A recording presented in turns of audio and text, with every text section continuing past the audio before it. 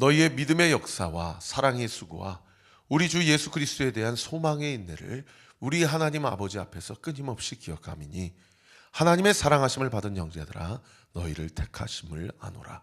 데살로니가전서 1장 3절에서 4절 말씀. 아멘. 우리 같이 한번 암송해 볼까요? 시작.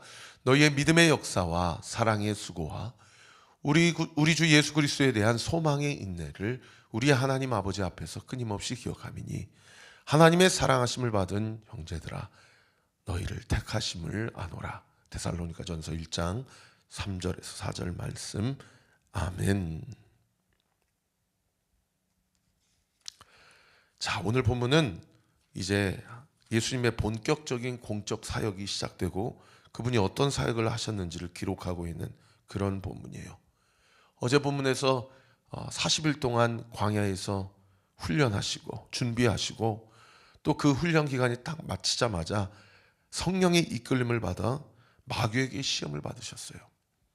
이 돌이 떡이 되게 하라. 그리고 나한테 절하면 내가 이 만국의 권세를 너에게 주겠다. 성전 꼭대기에서 뛰어내리라. 네 발이 돌에 부딪히지 않게 하시란 그 말씀이 이루어지지 않겠냐.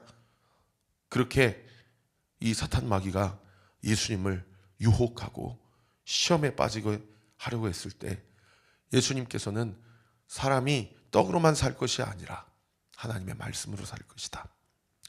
주 너의 하나님께 경배하고 다만 그를 섬기라 했느니라. 주 너의 하나님을 시험하지 말라 했느니라.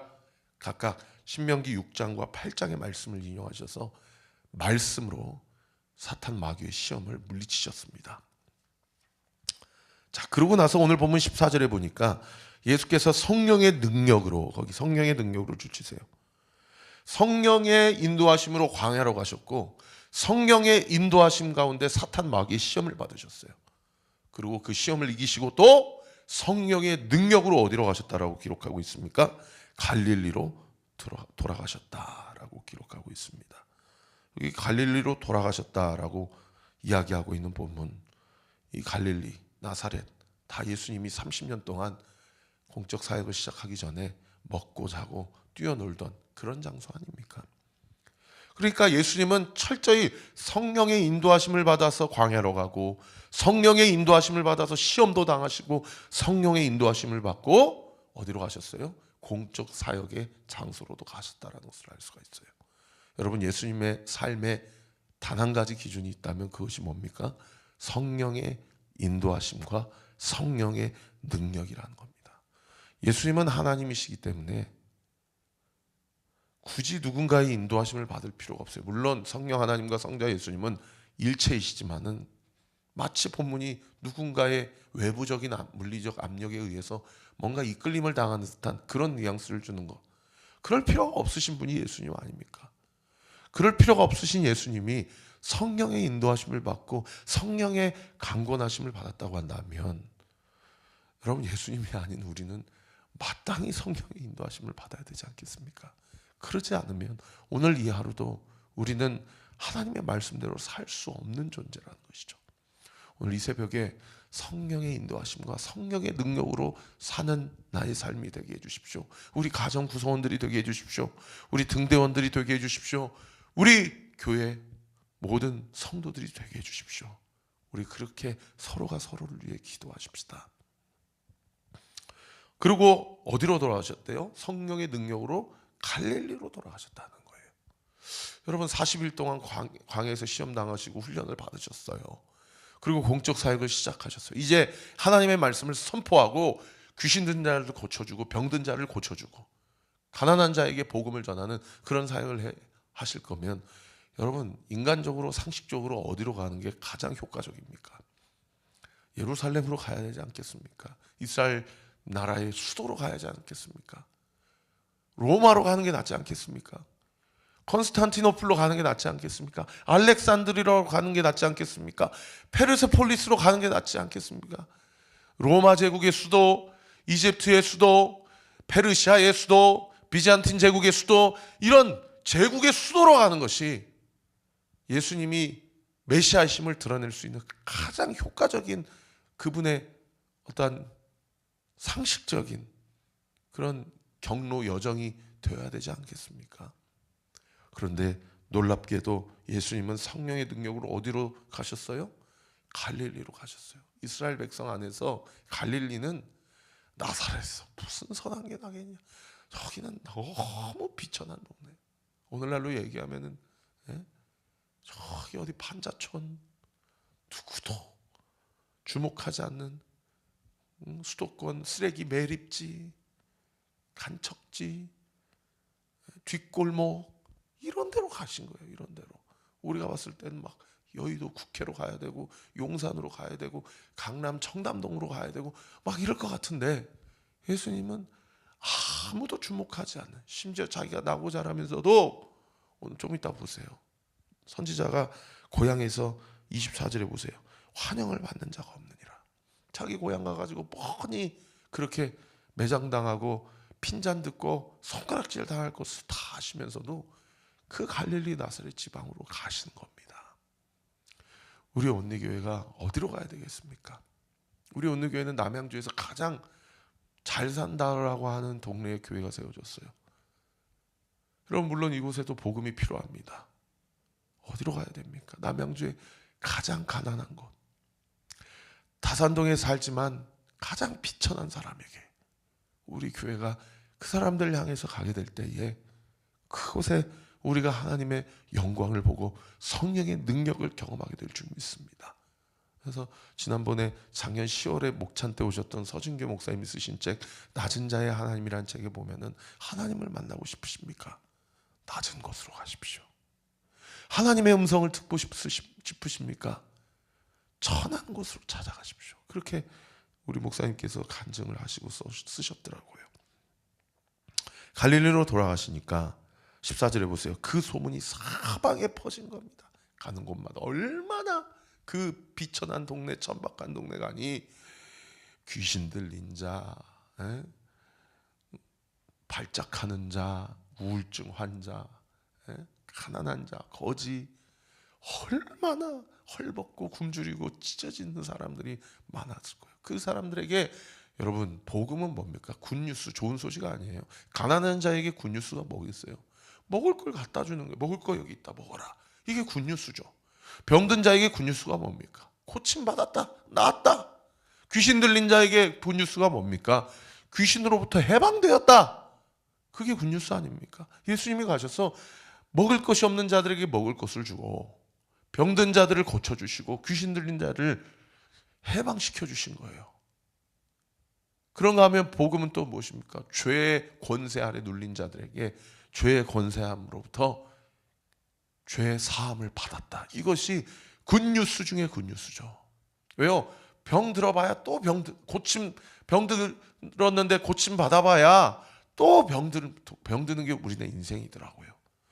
가난해서 먹을 것을 갖다 줘봐야 그거 먹고 또 배고파지는 것이 우리네 인생이더라고요. 그런데 예수님 뭐라고 얘기하셨어요? 내가 주는 물을 마시고 내가 주는 양식을 먹는 자는 다시는 목마르지 아니하고 다시는 줄이지 아니할 것이다. 나의 살을 먹고 나의 피를 마시라 라고 하시지 않으셨습니까?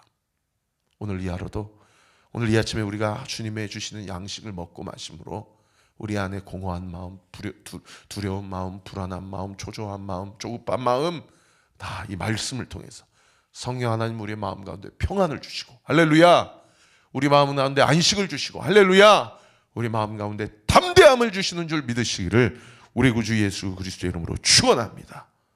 그렇게 가난한 자에게 복음을 전하고 병든 자를 고쳐주고 귀신 들린 자를 해방시켜주니까 15절에 보세요. 친히 그 여러 회당에서 가르치시고 복음을 전하니 무사람에게 무엇을 받으셨다요? 칭송을 받으셨다.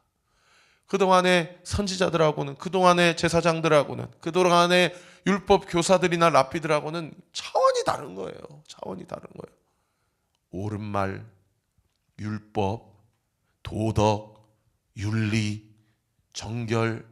여러분, 말이 사람을 고치는 것이 아니고요, 행함과 진실함과 성령의 능력으로 사람에게 칭송을 받으시고 하나님의 영광이 드러나는 일들을 우리 예수님이 하셨다라는 거예요. 우리 온리교회도 그런 사명을 감당하는 우리 교회 되기를 우리 구주 예수 그리스도의 이름으로 축원합니다. 자, 그러면서 16절에 보세요. 나사렛에 이르러서 안식일에 늘 하시는 대로, 안식일 오늘날로 얘기하면 주일 아닙니까? 주일날 늘 회당, 교회에 가서 말씀을 전하고 말씀을 들으신 거예요. 이때는 사실은 누구든지 30세 이상이면은 앞에 나와서 성경을 읽고 성경을 강론할 수 있었어요. 주전 5세기부터 지금까지 이제 성전이 다 무너지고 이스라엘 백성은 다 회당 중심의 신앙생활을 하고 있는 그런 상황이었어요. 예수님께서도 들어가셔서 성경을 읽으려고 서심해 특별히 어떤 성경을 읽었냐? 17절에 보니까 선지자 이사야의 글을 읽으셨다. 어디 부분을 읽으셨냐면 이사야서도 상당히 대선지서 큰 분량이잖아요. 특별히 61장을 읽으신 겁니다. 61장 1절 이하로 18절에 보세요. 주의 성령이 내게 임하셨으니 이는 가난한 자에게 복음을 전하게 하시려고 내게 기름을 부으사. 기름 부음 받은 자, 그리스도, 메시아, 자기가 메시아임을 드러내신 겁니다. 가난한 자에게 먹을 것을 주신 거예요. 그 다음 구절을 보세요. 나를 보내사 포로된 자에게 자유. 죄의 노예로 살아가는 인간에게 이제 나를 믿고 나를 먹고 나를 마시는 자는 더 이상 죄의 노예로 살아갈 이유가 없다. 주의 영이 계신 곳에는 참 자유함이 있느니라. 복음을 전한 겁니다. 그 다음 구절을 보세요. 눈먼 자에게 다시 보게 함을 전파했다. 다 영안이 어두워져서 영적으로 분별하지 못하고 다 사망을 향해 지옥과 권세를 향해서 나아가는 자들의 그 영안을 다 열어주신 겁니다. 내가 메시아다. 내가 그리스도다. 나를 믿는 자는 죽어도 살겠고 무릇 살아서 나를 믿는 자는 영원히 죽지 아니하리라. 할렐루야. 그 다음 구절에 보세요. 전파하여 눌린 자를 자유케 하고 자유롭게 한다. 19절 주의 은혜의 해를 전파하게 하려 하심이라. 주의 은혜의 해가 어디입니까? 언제입니까? 바로 지금 회당에서 말씀을 선포하시는 그 순간이죠. 오늘 2025년 1월 24일 이 새벽에 하나님의 말씀을 듣는 바로 지금 이 순간이죠. Here and now. 여기, 지금 여기에 하나님의 말씀은 선포되고 하나님의 말씀을 아멘으로 받을 때에 그때가 바로 주님의 은혜의 해라는 것입니다. 이 선지자 이사야가 700년, 800년 전에 한 이 예언이 오늘 본문 21절에 보세요. 이에 예수께서 그들에게 말씀하시되 이 글이 오늘 너희의 귀에 응하였느니라. 여기 응하였다 헬라어 원어로 직역하면 완성되었다. 이 예언이 완성되었다.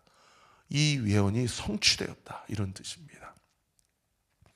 하나님의 말씀이 예수님께서 이 땅 가운데 육신의 몸을 입고 오심으로 하나님의 말씀을 선포됨으로 하나님의 나라가 임하고 하나님의 예언이 성취가 된 것입니다.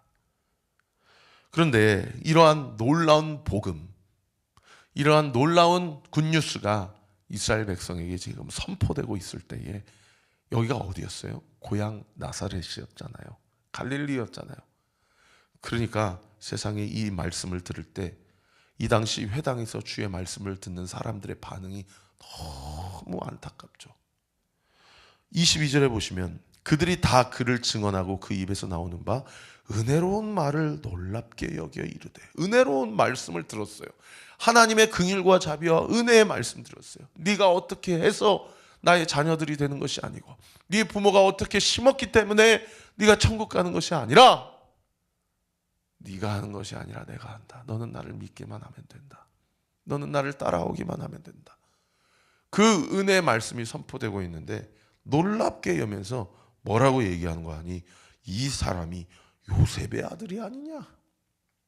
예수님의 육신의 아버지, 이 친부의 이름을 거명하면서 놀랍게 여기면서 이 사람이 하는 말은 심상치 않고 범상치 않은데 이 사람은 내가 어렸을 때부터 지켜봤던 그 코올릭의 예수, 그 집안은 요셉, 그 집안은 천하지 천하고 가난하기 가난한 요셉 집안 아니냐, 이런 얘기를 하고 있는 것입니다. 무슨 얘기입니까? 너 어렸을 때부터 어디 학교 나왔고 네가 어떻게 자랐는지를 우리가 다 봤는데 네가 지금 메시아라고? 네가 지금 하나님의 말씀의 예언이 응답 완성되었고 성취되었다고? 너 말도 안 되는 소리 하지 마. 이런 얘기를 한 겁니다. 그러니까 예수님이 그들에게 두 가지를 얘기하시는데, 첫 번째 어떤 말씀을 하시냐면 23절에 보세요. 예수께서 그들에게 이르시되 너희가 반드시 의사야 너 자신을 고치라 하는 속담을 인용하여 내게 말하기를. 여기 의사야 너 자신을 고치라 라는 속담이 그 당시 팔레스타인 지역에, 이 갈릴리 지방에 흔하게 사람들이 차용하고 인용하는 그런 유명한 속담 중에 하나였다라고 해요. 의사야, 네가 의사면서 누구를 고친다고 그러냐? 너나 고쳐라. 이게 무슨 속담입니까? 속된 말로 너나 잘하세요. 야, 너도 죄인인데 네가 누구를 구원하겠다는 거야? 네 죄나 구원 받으세요. 지금 이런 얘기를 예수님께서 이 속담을 인용해서 너희가 지금 나에 대해서 의사야 너나 자신을 고쳐라 라고 이야기하는 것은 그런 말씀하시는 당신이나 잘하소 라고 이야기하는 것을 내가 알고 있다 라고 우회적으로 그들의 그 심중의 마음의 중심을 찌르시는 것이죠. 그럴 때에 그 다음 구절에 보세요. 내게 말하기를 우리가 들은 바 가버나움에서 행한 일을 내 고향 여기에서도 행하라 하리라.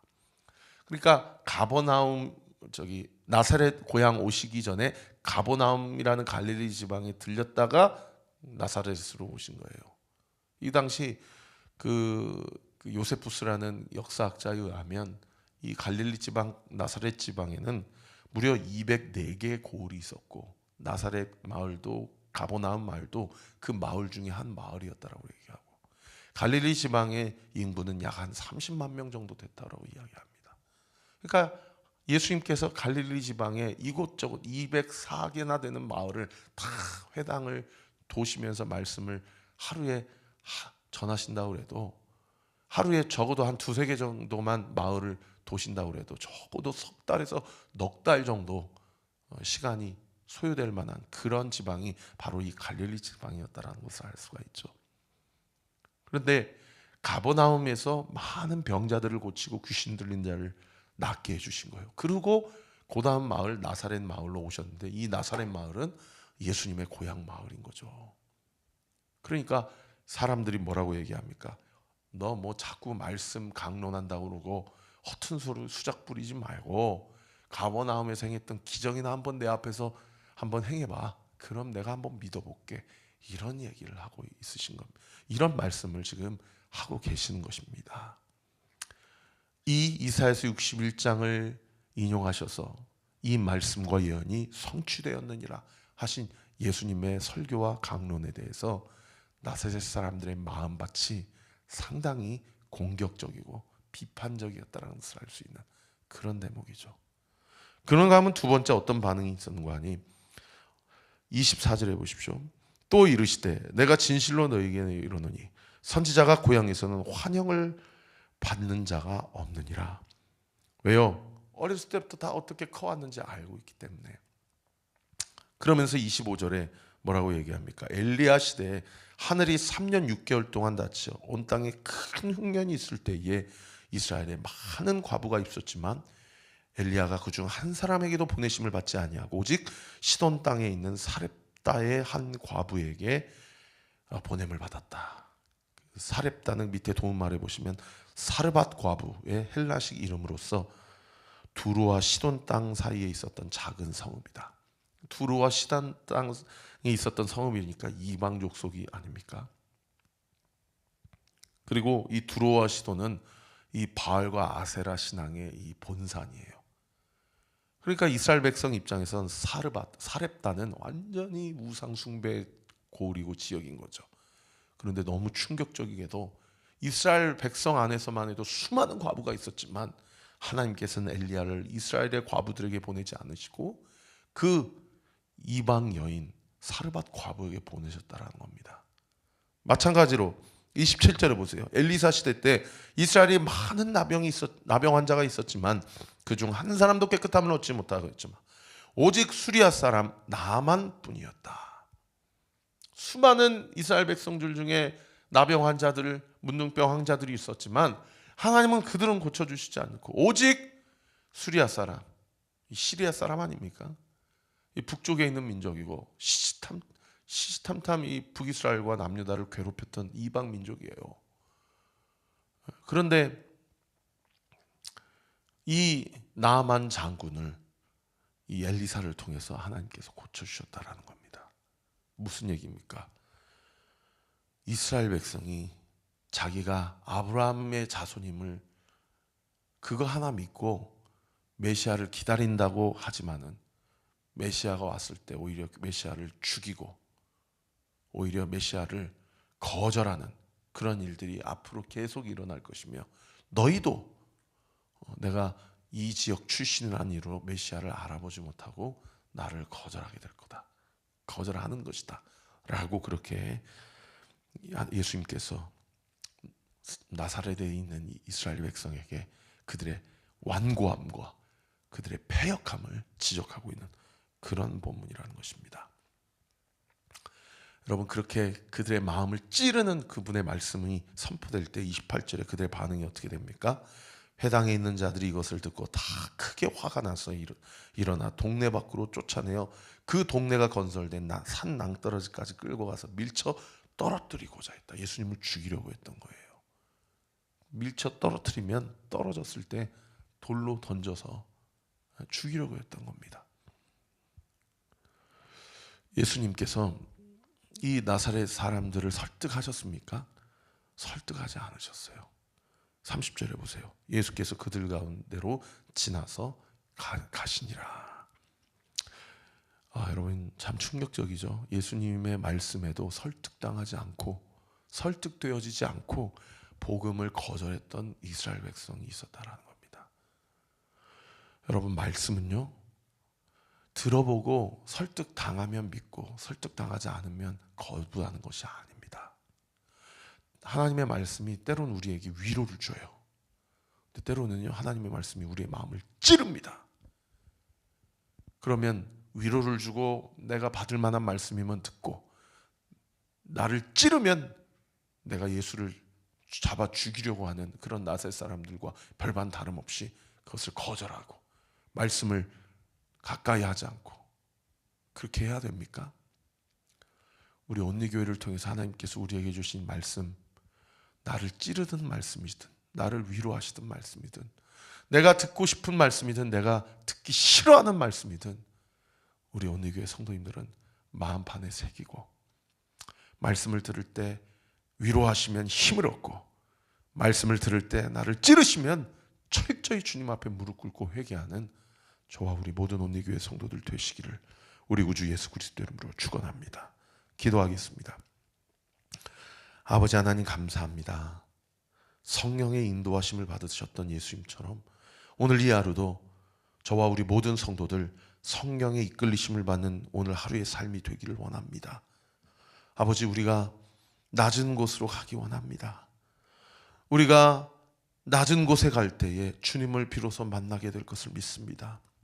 낮은 곳으로 가서 그들에게 먹을 것을 주고 그들의 병을 고쳐주고 그들의 모르는 것을 가르쳐주고 그들의 묻고 있는 모든 흉악한 귀신들을 다 쫓아내주고 예수 그리스도가 우리의 왕이시오 이 땅의 주인이심을 선포하며 하나님의 말씀이 완성되고 성취되었음을 온전히 드러내는 저와 우리 모든 온리교회 성도들 오늘 하루의 삶 그리고 평생의 우리 교회의 사역이 되게 하여 주시옵소서. 오늘도 우리의 마음을 찌르는 말씀이나 우리의 마음에 힘을 주는 말씀이나 우리가 가려받지 않고 동일한 말씀으로 주님 앞에 반응할 때에 우리 가운데 이 말씀이 살아 운동력이 있어 나를 살리고 나를 온전히 세우시게 할 줄 믿습니다. 이 시간 예수의 이름으로 명하노니 그 믿음 가지고 오늘 이 하루도 승리하게 될 주여다. 이 새벽에 기도가 응답되게 될 주여다. 믿고 감사드리며 예수 그리스도의 이름으로 기도합니다. 아멘. 지금은 우리 구주 예수 그리스도의 은혜와 하나님의 사랑과 성령 하나님의 위로교통 충만하심이 주신 말씀 붙잡고 오늘 이 하루도 주와 동행하여 승리하기로 결단하는 우리 사랑하는 온리교회 모든 성도들 머리머리 위에 지금으로부터 영원토록 함께 하시기를 간절히 축원하옵나이다. 아멘.